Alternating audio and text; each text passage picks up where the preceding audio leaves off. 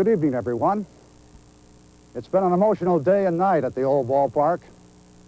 It has been the last game, the closing day of Bennett Park and Navin Field, Briggs Stadium, and Tiger Stadium. It has been a day to remember. For the next hour, UPN 50 will bring you this special, honoring this great old ballpark. And we'll be talking with Al Kaline and many former Tiger greats and relive some of the many, many great moments that have occurred here at Michigan and Trumbull. And I think that you'll want to fire up your video recorders for this show. Let's begin with a nostalgic tour of our own field of dreams, the hallowed grounds of Michigan and Trumbull.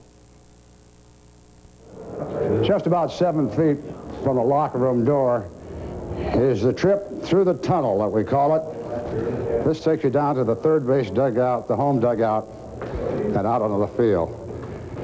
Well, when we came down those steps, it's about 35 yards down to the end of the tunnel. Believe me, this is where you could take out some of your frustrations if you had a bad day, banging the bats on the wall, breaking the lights, and believe me, it has been done. Ask Al Kaline. Anyway, make a right-hand turn, and we're 14 steps now from the Tiger dugout, the home dugout. And from the top of the steps, it's into the dugout, and whether you're a rookie or whether you're a veteran, it still means that you're looking, and we'll be playing that night on the best playing surface in Major League Baseball. Yep, it's time to play ball. Well, even though Tiger Stadium has been known as a hitter's paradise, there's been outstanding pitching from Navin Field to Briggs Stadium to Tiger Stadium. For the old-timers, of course, George Mullen toiled the mound out here. Take you back to Harold Newhouser in 1944 and 45 when he was most valuable player on both occasions that year, leading the Tigers into the World Series of 45 against the Cubs and winning 2 games. In modern times, who could forget Mickey Lolich and Denny McLain winning his 30th of 31 games in 1968 on this mound. Jack Morris rolled around, but one guy that had an outstanding couple of years here on the mound never made it to the American League pennant or the World Series. Mark Fidrich. And oh, how the Tiger fans miss the bird. Well, there's been a lot of action at third base, the hot corner, over the years here, whether it's Bennett Park or Navin Field or Tiger Stadium or Briggs Stadium. But maybe one of the most memorable events happened right here at the Keystone Corner, 7th game, 1934 World Series against the St. Louis Cardinals. You remember them, some of you old-timers. The Gas House Gang. Ducky Medwick, the Cards are up by a score of 11-1. He comes around second, comes in the third. Here comes the throw. Marv Owen goes down. Medwick's foot comes up. Spiked. And the crowd out there goes wild. Third base side, left field. They made a fruit stand delight that day. They pelted Tiger Stadium at that time, Navin Field, with all kinds. Play had to stop, and the commissioner of baseball, Judge Kensaw Landis, was on hand. He came down, partook in the conversation, and said, for the best of the Cardinals, for the best of the fans, we're going to have a riot here. Mr. Medwick, you're through for the day. You've got to leave the ball game. You've seen some of those famous photos with Ducky Medwick heading down off the field, goes right under the stands, takes an early shower. The Tigers lost that World Series, so final score 11-1 in 7 games back in 1934. Talking about the World Series, want to go to 1984.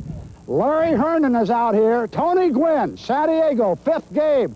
A little looper coming up, the former National Leaguer who was playing against the National Leaguer, and that is Herndon, comes in, makes a catch, final out. Tigers win it 5 games, 1984. Oh, you talk about dramatic moments in left field. We've had them. Tiger Stadium is not only known for baseball, but if you Detroit Lion fans remember, late 30s, the 40s, and the 50s, the early 60s, they played right here at Tiger Stadium. And the field ran north to south. Remember 1953? Lions are down 16-10 in that game. 2 minutes to go. Bobby Lane, they're playing the Cleveland Browns. Ooh. And all of a sudden, coming in is Jim Doran, an end, a receiver. He tells Bobby, he said, you know, Brown defense is playing me up closer and closer. I think I could make a move on him, go outside, do a little button hook, and if he hit me, we can win it. So the Lions are running the 2-minute drill. All of a sudden, there's the play. Dorn goes out, makes the fake, comes in. Bobby Lane with a strike. Lions win the 1953 World Championship of the National Football League, 17-16. Have we heard from the Lions since? I want to take you back to 1926. Tigers are playing the Yankees. Babe Ruth comes to the bat. Now, keep in mind, at that time, there was only one deck at Tiger Stadium or Briggs Stadium or Navin Field at that time. It was a 12-foot fence. Ruth gets a hold of a pitch, drives it into deep right center field, going back, and it winds up carrying 626 feet. It's out of here, no question about it.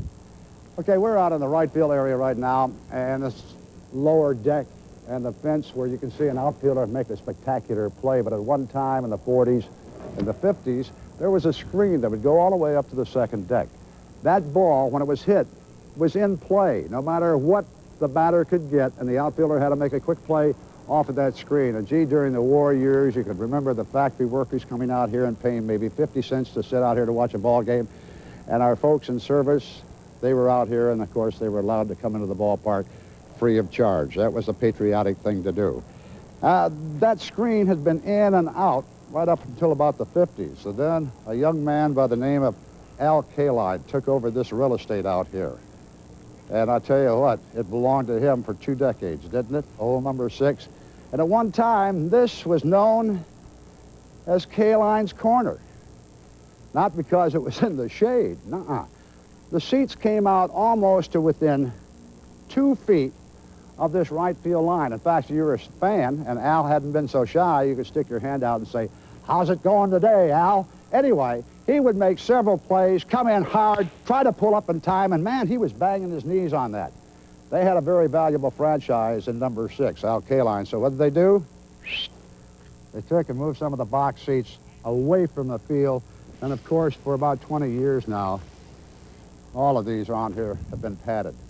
But oh, how many great plays to remember out here by number 6. Kaline's Corner. You know what? They owned a real estate company. All of this is Kaline country. I'm coming off the field. This is the Tiger clubhouse right here. You got some of the players' lockers right here. And I remember doing the games back in the 60s and the 70s and coming down here before the game and after the game, and oh, how you remember some of the great guys, great personalities and the names. But Jack Morris, let me move back here. Used to be in the corner in here. Now, Jack didn't have a good day. Don't get near Jack Morris. And if he had a good day, don't get near Jack Morris. I mean, you had to pick your spot. Here's the other guys. Norm Cash used to be here. Wow. Willie Horton, Gates Brown. Some great memories, but even before my time, back in the 30s and the 40s, of the great names that wore the old English D. And right here, this was their territory. I remember my first day that I got my very first base hit, and then I ended up getting my first double and my first home run, my first 3 times up, actually. And my parents were in the stands, and the last time I got up, and this was only the second game I played now, the fans gave me a standing ovation, so that'll always be something that I'll remember. I remember seeing Jason Thompson and Rusty Staub going back-to-back, the first time I'd ever seen that. Rusty hit one off the facade and off the roof in right field, and then the next pitch, Jason hit one over the roof. And that was exciting. I remember Kirk hitting his home run against Goose in the World Series, and I don't know how many times I saw Tram and Allen just pull off miracle plays at first or at second base and shortstop, and you know, just things like that. You know, and I can go on and on because there's a lot of great moments, a lot of great plays that I can recollect, and you know, they'll always be etched in my mind. So no matter if they take it away or not, I've still got it up here. Ray Lane will be right back with a final conversation in Tiger Stadium with Tiger immortal Al Kaline in our tribute to the greatest stadium in baseball history. We'll relive classic scenes and share memories with many of the Tigers' greatest stars when we return To UPN 50s, a day to remember. The last day of Tiger Stadium.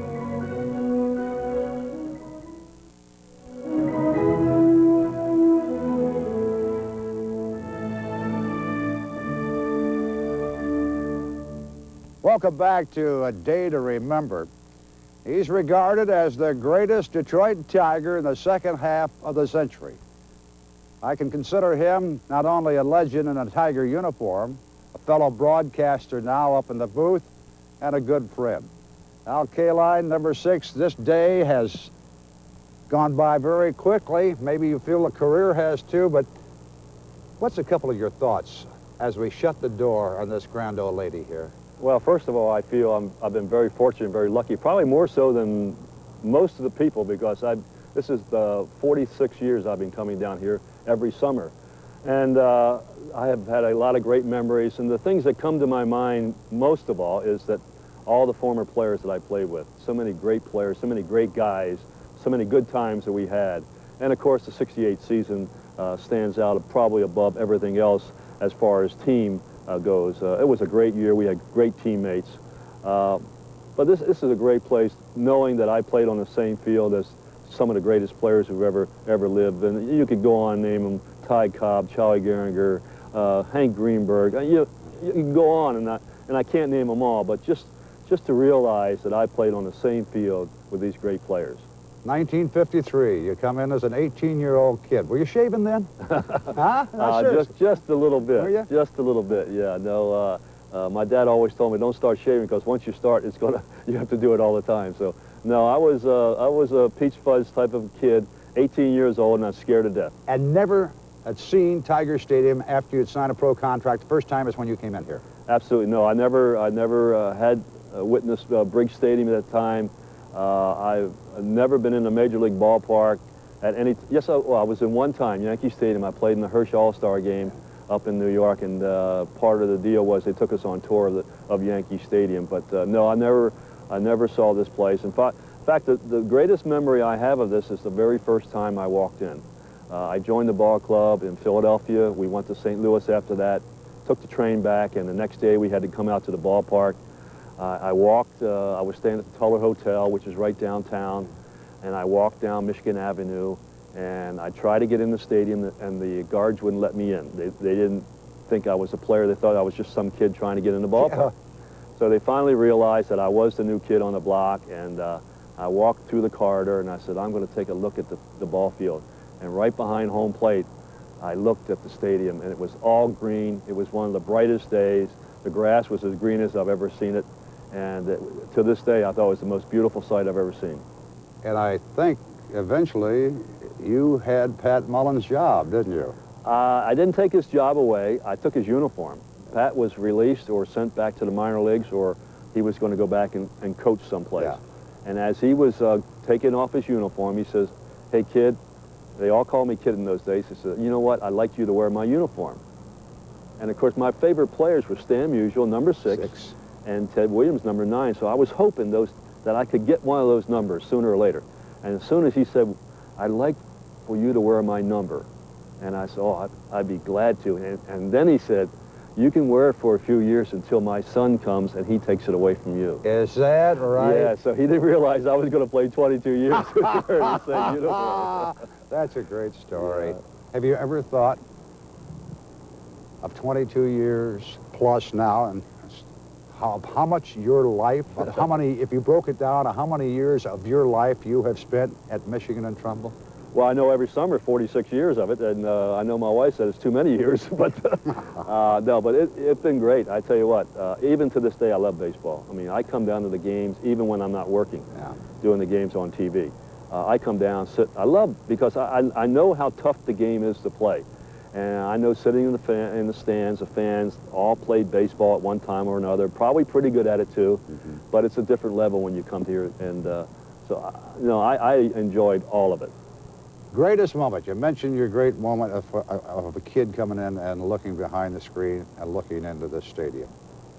But Al, once you're on the field, is there one glorious moment that you say, this Al Kaline remembers, this is a part of his life?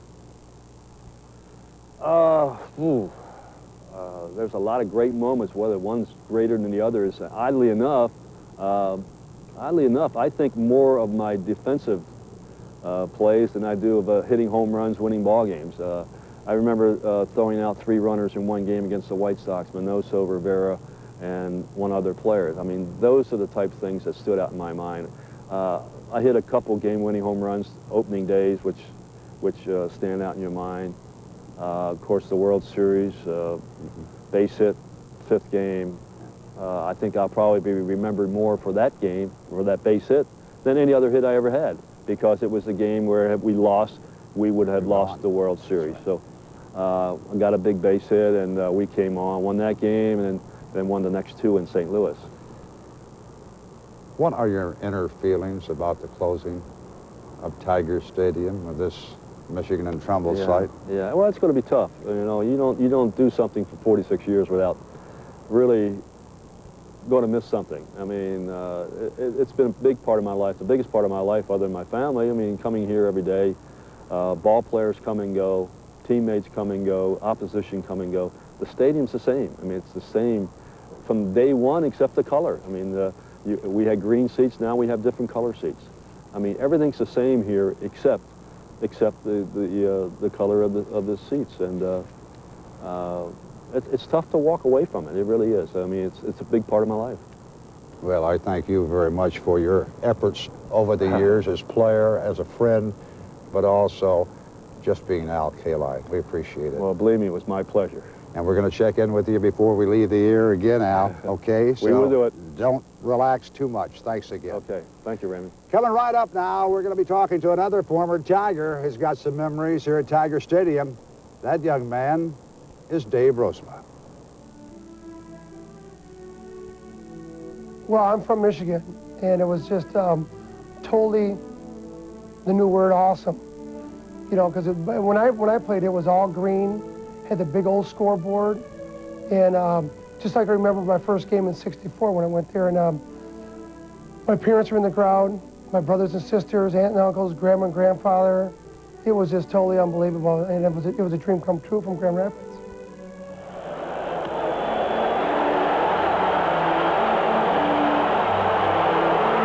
And then obviously the '84 World Series when Larry Herndon caught the last ball, and we knew we had it, and all the horses were out there, and the police officers and fans were running around. My whole family was there.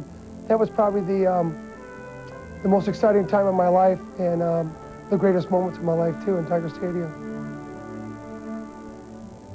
When Ray returns on A Day to Remember, we'll pay video tribute to the grand old lady, Tiger Stadium. And we'll meet another Tiger hero, Willie Horton, number 23, whose bat and arm helped make 1968 one of the greatest years of the 104 years baseball was played at the corner of Michigan and Trumbull.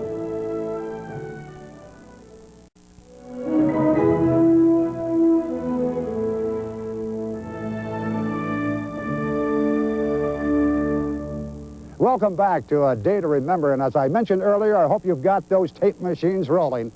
Here's a video tribute to 104 years of baseball played at Michigan and Trumbull. A goodbye to our old friend Tiger Stadium on its closing day. And there it goes!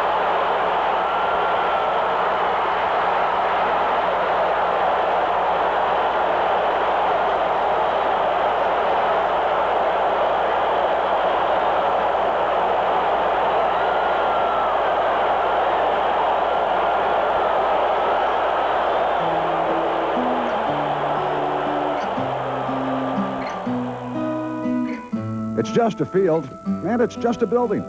It's just dirt and grass, beams and concrete, railings, walkways, stairs and seats. An unlikely place to be the repository of our best hopes and fondest memories. Besides, how can one place hold both the magic of our youth and the best memories of our old age? It's just one last day. What's so special? We have been coming here as a community every April since 1896. We have returned summer after summer to Michigan and Trumbull, the oldest continuous home of professional baseball in the world. And what the heck? It's just an old stadium, a relic, but it's our relic, filled with sights and smells and memories and thrills to last a lifetime and beyond. No, you don't forget friends like this, and you don't forget days like today. It's closing day. And how do we leave behind our very own field of dreams? Maybe the best and most revered baseball field in the history of the game? Because Michigan and Trumbull has given us everything over its 104 years. Excitement, elation, disappointment. But more to the point, a sense of identity, a sense of community, quite possibly the place where we have most been Detroit and Detroiters. The name hasn't mattered. Bennett Park, Navin Field, Briggs Stadium, Tiger Stadium. Names are changeable. What was not was the magic inside the fences. If your grandfather came through its gates for those World Series games in 1907, 08, or 09, if your dad was here in those memorable years of 34 and 35, if your mom brought you out to see those comeback Tigers of 68, if you brought your kids to watch those can't-lose Tigers of 84, you were all gazing at the same field, sharing the same experience. 1908 or 1998, Michigan and Trumbull was the place we came to create and continue a holy tradition. Lovely empty baseball field. Remember your first view of the field? Ever seen grass so green? The sky so blue? Those beautiful white uniforms and that eternal and magic old English D? Yes, you can be very young at Michigan and Trumbull, and you can be very old here and delight in being either or both. Because what place has ever symbolized the excitement and hopes of our youth, or better held the sentiment and nostalgia of our advancing years, than this old and beloved site? Because at Michigan and Trumbull, it's forever 1910. And local pride and Ty Cobb is about to be matched by our growing status as the auto capital of the world. At Michigan and Trumbull, it's forever 1935, and Goose Goslin is knocking in the World Series winning run that will ring the church bells with joyous news. The Tigers are finally World Series champs. It's 1968. The incomparable Al Kaline is forever young, and Mickey Lolich is our overweight knight in shining armor. And it's still 1984, and Whitaker and Trammell are spoken as one. Sparky Anderson paces the dugout, and Kurt Gibson paws the ground and snorts like a warhorse eager for battle. It's just a field. It's closing day. But it's as much a part of us as the river that brought us here. As much the legend and lore of Detroit as Henry Ford's bicycle shop and production line. As much a part of our hearts as our neighborhoods, our families, our friends, and our youth. Soon enough, a new stadium built on a new corner will have its time, its very first opening day. Soon enough, it'll have its century too, containing its own sights and thrills and never-to-be-forgotten memories. But on this, our day of farewell, we turn back once again to our old friend, to this stadium, to the joy of our youth at Michigan and Trumbull, and say thanks and goodbye.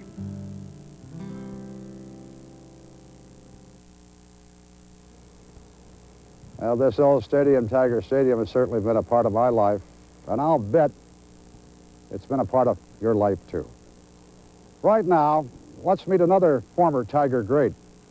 And he held down left field for many years, and one of the heroes of 1968, Willie Horton. Personal to Willie Horton, I think I owe that park a lot of respect in my career, that it helped me use the park in a positive way. Not saying it was the easiest park to hit in. I said it was a tough park because I learned how to use the whole Tiger Stadium where to help me on the road. To go back to my really favorite moment, and career and that was successful and mean a lot to a lot of fans, not only here, all over the world. And when we won the 6-8 World Championship, when I threw Lou Brock at the home plate at the 5th game, that was the turning point of the series that we went on and won the World Series. Person to Willie Horton, I couldn't sit here and say, well, that was every time I walk in, I get chills. And it's because it's part of my life. I'm part of them old walls down there from a kid on to the big league level.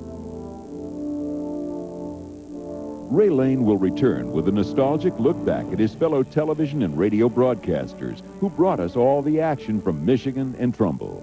And we'll meet another local Tiger hero, the man who provided the roar in '84, Kirk Gibson, on UPN 50's 1-hour memorial special, A Day to Remember.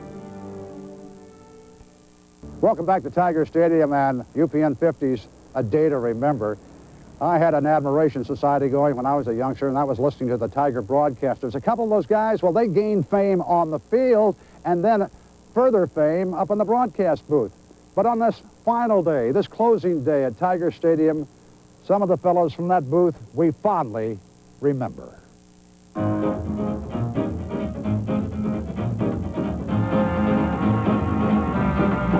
WWJ, the Detroit News, bringing you this game through the courtesy of the White Star Refining Company. Strike called, pitch over the outside corner, winner high. Here's the next pitch. Greenberg grounded to short. White is trapped between second and third. Being chased and run down. Greenberg is taking. Coming up there, the Hoot Eaters, and he punched down the third base line. And it's fair ball, the throw to first, out at first. The Tigers have scored 4 runs in this inning to tie up the ball game. It's one of the wildest ball games ever seen around Big Stadium. Tigers won the first quarter, one with 2 hours of pitching.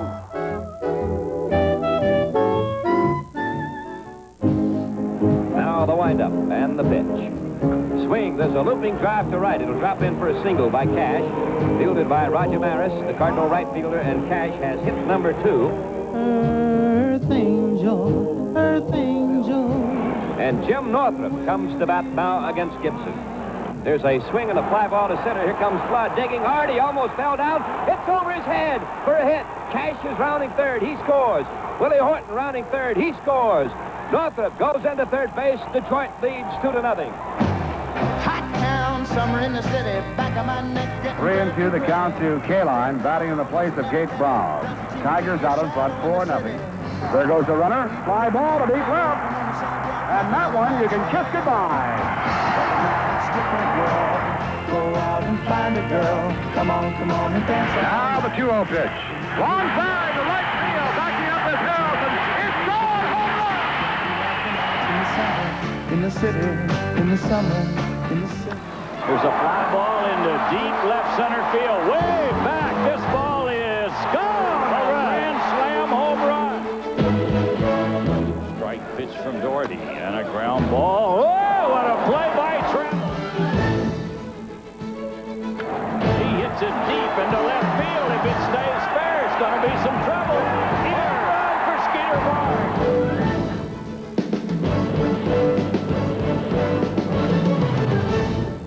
Some of those voices bring back some great memories, don't they? Hey, 1984, 5th game, San Diego Padres and Tigers right here. And you'll remember this because there's one guy that still remembers it, and that was the pitcher, Goose Gossage, facing Kirk Gibson. Boom! Shot, right field, upstairs, kiss it goodbye, and the Tigers clinch it all. I remember coming here during bat day and getting my bat and clanking it on the cement floor and saying, "Go Tigers, go." And you know, you take that bat home and you use it in your backyard game, and you dream about standing up at Tiger Stadium, you know, one day and being able to maybe hit one like Norm Cash did, or Al Kaline, or Bill Freehand, or Willie Horton. They give Gibson the left field foul line. Brown is in left. And there it goes! The first time I ever came on this field was when I was at Michigan State. It was after our baseball season was over, and the Tigers invited me down here to take batting practice on a Saturday. Myself and Eddie Smith drove down here, and I suited up in the old Tigers clubhouse and Dick Trzaskowski came out here and threw to me batting practice. And, you know, then to come here to realize your dream, when I first stood out in the outfield, it was like, wow, because it's very imposing if you take a look at what you see from the outfield, how high the third deck is and how the stands all just kind of move around you. I mean, you're really closed in. Everybody's right on top of you. It's something you can't prepare for. But, you know, the long-lasting memory is the World Championship, the fans piling onto the field, taking the sod up, the city of Detroit going nuts. And that's the memory that we'll have here that will live forever. When we return, we'll recall fall afternoons at Michigan and Trumbull as we look back at the many other classic events held at the corner. And we'll hear from another Tiger hero, the Fox, Jim Northrup, whose triple won the 7th game of the glorious World Series of 1968. As much as we love this field for its memories of Tiger baseball, I'd have to say there was never a more exciting football setting than right here at Tiger Stadium. Hey, you'll remember those Sunday afternoons here with the Detroit Lions and those Thanksgiving Day games? The Goodfellow games on Friday nights in the fall. Yes, this great stadium hosted many great events besides baseball over the years.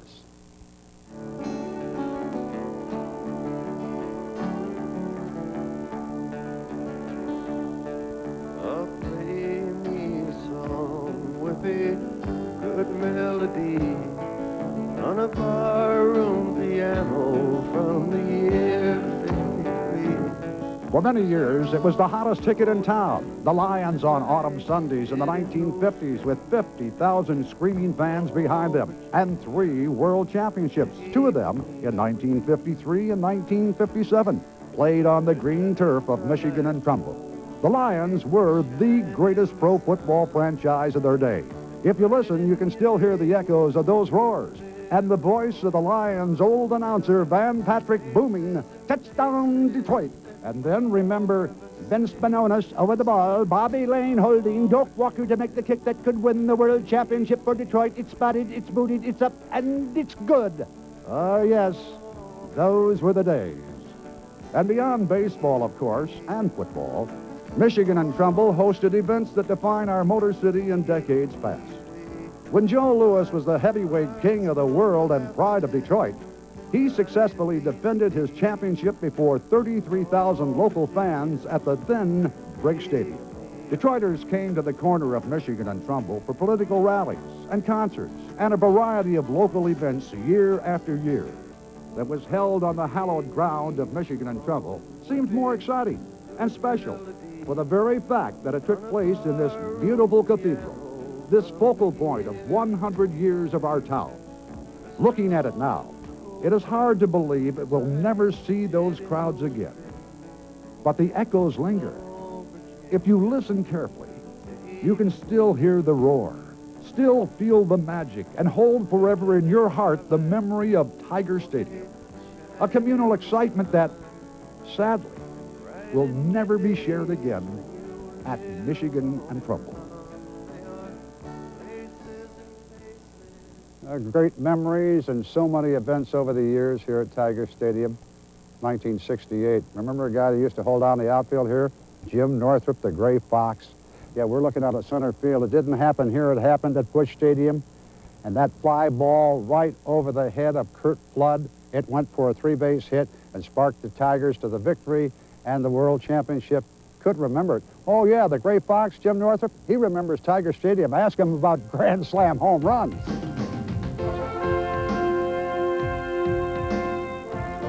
Well, I think probably the number one is when we clinched the pennant in 1968. You know, that was, we knew we were going to. We had a big lead, and it was just a matter of time. But to be able to do it, you know, is, for all of us, it was a dream to get into the World Series, and that was pre-playoffs. So you win the pennant, you played the pennant winner of the National League, and so we knew we were going to be in the World Series. And one night I went 6 for 6 and hit a home run over a roof to win a game, and that was probably the best game I ever had. You don't get many of those. And it certainly has been a day to remember. And a couple of seasons to remember, 1968 and 1984. How about, as we join right now, Mickey Lolich, the hero of the World Series. He won 3 games in 1968. It was Denny McLain getting all the publicity during the regular season, but it was the left-hander who came through in the World Series. Game 5 of the 1968 World Series. Everything went wrong and everything went right. It started out by myself and my pitching coach forgetting about pregame ceremonies. I'm 5 minutes into my warm-up and some guy with a guitar decides to do a 5-minute rendition of the national anthem, Jose Feliciano. I went through a total cool-down period standing there. Then I have to start warming up again. I'm just starting to get my fastball loose, hadn't even thrown a breaking ball yet, and the umpire said it's time to go.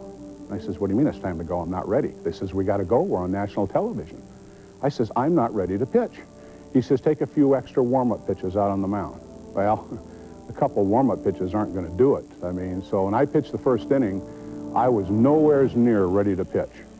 And I made it exciting and let Orlando Cepeda hit a home run, give him a 3-0 lead, and made everybody nervous, but you know. And then around the 3rd inning, I was in my groove. And from then on, you know, I started shutting the door down. I got a dinking base hit into right field where Gates Brown should have been pitch hitting, but he didn't. So I went from low to high all in one day. And that 5th game, if we hadn't won it, you know, we'd have been out of the series. And so I would have to say that's probably the best day of my life in Tiger Stadium.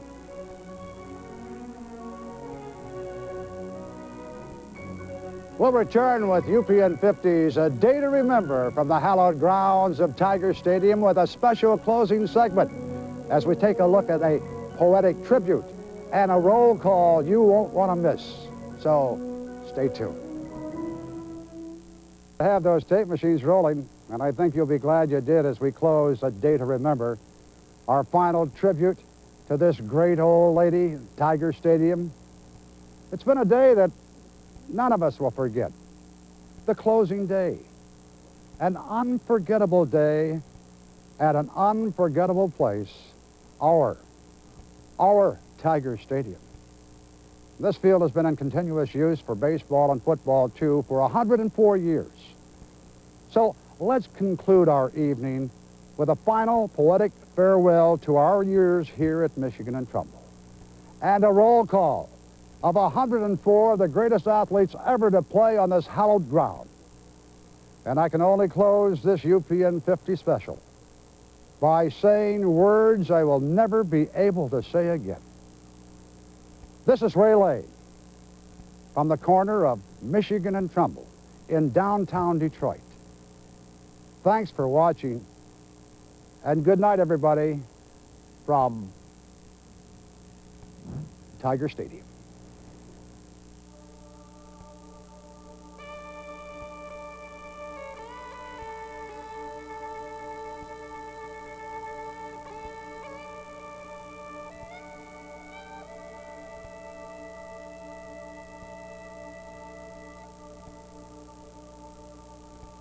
Read the roll of those that played. Count every face the crowds that made. A church of light, a field of dreams, a century of us, our team. Farewell the sun and bar the gates as fades the final roar. The brightest home, our eager youth, like summer is no more. But ah, the blue and green of it, the light upon the field, the noise, the smell, the crowd, the sky, a common heart revealed. The many, one, in summer's sun we pulled the runners home, a grassy sea, an English D, the athlete's skill of home. The memories stray and twilights fade. Was Boone at first or third? Did Kaline stem the cardinal tide? Who was it caught the bird? But recalled exactly in our hearts, we loved our time. This place, 100 years. Let's go, play ball. The thrill, this park, its grace. Echoes carry, springtimes fly. Now autumn's shadows yield. wherever winter drapes the cry, long gone across the field. If there be ghosts that know the land, called back to hallowed scenes, my father and my father's dad still hold this field of dreams. That section there, in left field high, my father and I came. And then in turn, I brought my son to our eternal game. So read the roll of those that played. Count every base, the crowds that made. A church of light, a field of dreams, a century of us, the team. Till to me the parting glass and drink a health whate'er befalls, then gently rise and softly call, good night and joy be to you all. Of all the comrades that e'er I had, they're sorry for my going away, and all the sweethearts that e'er I had, they'd wish me one more day to stay. Since it fell into my lot that I should write and you should not, I gently write and softly call, good night and joy be to you all.